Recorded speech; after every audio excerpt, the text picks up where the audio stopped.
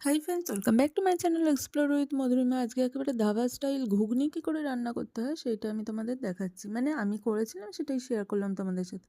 তো উপকরণগুলো কী কী লাগছে ওটা তো ফার্স্টেই দেখিয়ে দিলাম।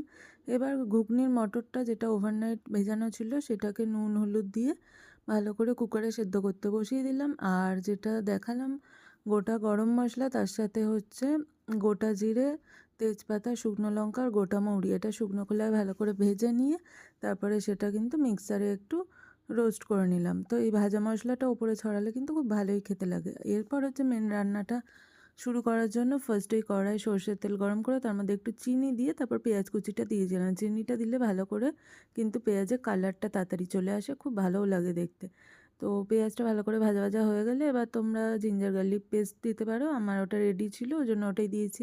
এবার ভালো করে মশলাটা কষানো হয়ে গেলে এর মধ্যে হচ্ছে নুন হলুদ দিয়ে মাখিয়ে রাখা আলু টুকরোগুলোকে দিয়ে ভালো করে ভাজতে হবে। আগে থেকে আলুগুলো ভাজার দরকার নেই।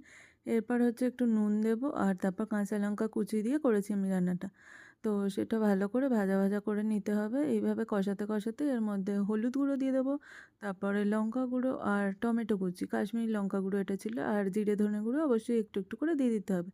তো আমি কিন্তু একটু রিচ করেই করছি রান্নাটা, রেগুলার তোমরা যারা করো তারা এইভাবে নাও করতে পারো।